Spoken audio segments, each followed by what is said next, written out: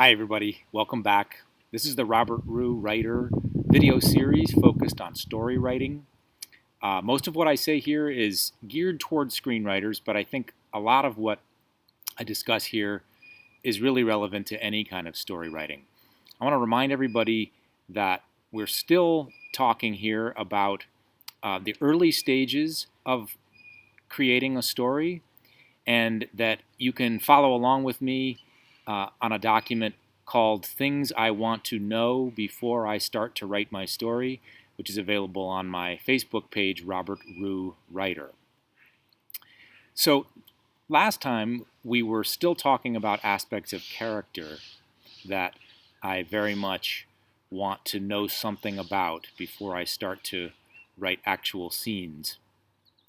And one of the things that I wanted to say before getting more into character and then into plot as well is that I think one of the key things that I needed to realize, and I wish I had realized earlier in my writing career, was the way in which character and plot are not things to be developed separately. That actually, one of the main things that's going to make a story work is that a protagonist is very carefully crafted, not just for any set of plot circumstances, but for a very particular set of plot circumstances. Or you could think of it the other way around. A plot is designed not for any protagonist, but for a very particular protagonist. And I'm going to talk a little bit more later about exactly what I mean by that. But that is a way of saying that I hope you'll start to notice that these aspects of character and plot, even though I'm in some ways talking about them separately, really can't be separated. So at the end of the last episode, I was talking a bit about what a character might wish for. We were talking about a protagonist. And I think that this is often incredibly central to almost any story. One of the things that makes us identify with a character is seeing what they want.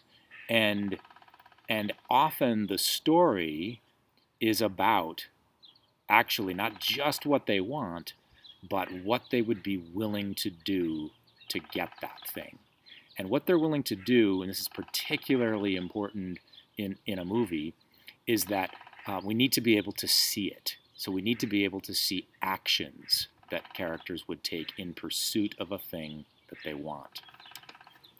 And this aspect of wanting something, I think it's worth mentioning that the reason we care about characters who want things is because it creates stakes in our narrative. We feel a sense of stakes when a character wants something that we think is worthy, and when we watch them strive to get it, when it's hard to get, they strive anyway. And again, they may achieve it, they may not achieve it, but we love characters for the striving, and for the striving of a thing that we think is a worthy goal. I promised that I would talk a bit about the antagonist in a story. And I should confess at the very beginning here that I don't think this is a real strength of mine. I think I've actually, without even realizing it, I've gravitated toward writing stories where often there isn't actually an obvious or consistent antagonist in my stories. One way of thinking about antagonist is to think that in virtually every scene there needs to be an antagonist. So even if a particular character isn't what you would think of as a prototypical antagonist, like we might think of the villain in a superhero movie, your characters in virtually every scene need to be coming up against obstacles, and those obstacles can come in the form of other people, it can come in the form of circumstances, but even if someone isn't a villain, you are going to need characters in scenes who are at cross purposes in order to make a scene interesting. And the other thing I would say about an antagonist is simply that I don't think I can outdo Aaron Sorkin in what he said about this topic. And he said that when you're writing an antagonist, you need to write that character as if that character is giving a speech to God about why they deserve to get into heaven. And what I think he means by that is that an antagonist cannot simply be there to artificially create obstacles for your protagonist and can't be merely evil.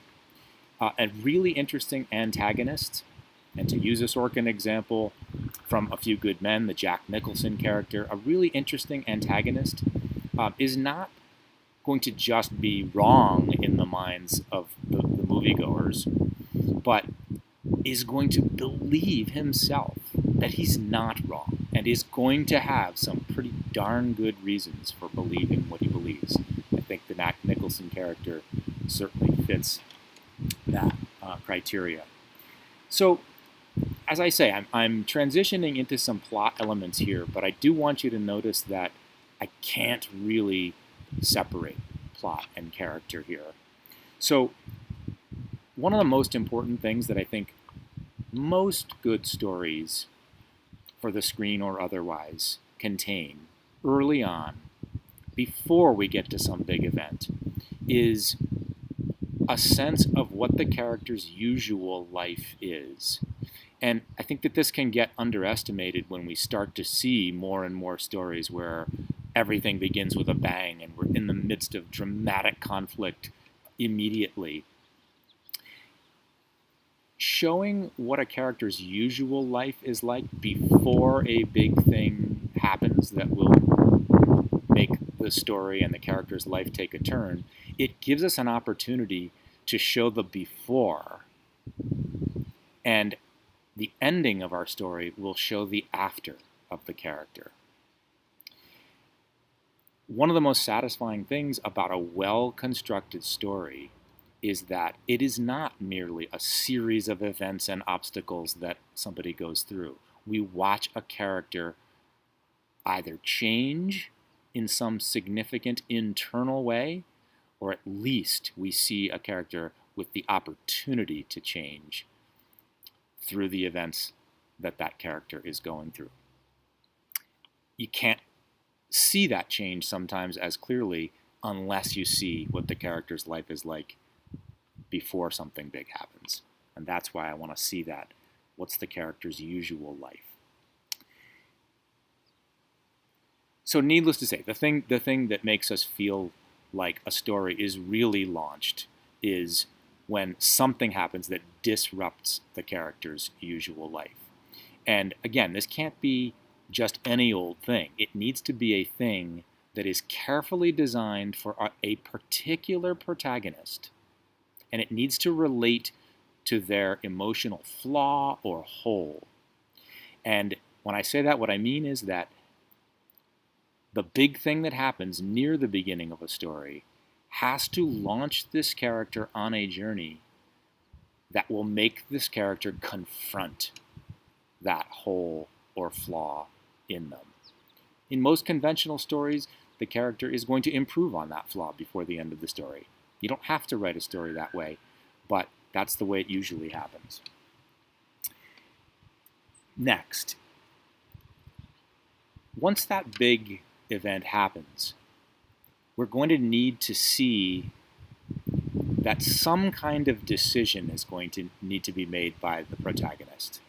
And usually before that decision is made, there is a period in a story in which we get a sense of the stakes involved in that decision. And to put it a different way, stakes are the audience getting a sense of what it would mean for the character to decide X or to decide Y. To put it a different way, the audience gets a sense of what it would mean if the character got something the character wished for, or if the character didn't get that thing that they wish for. That's what creates stakes and a sense of investment in an audience.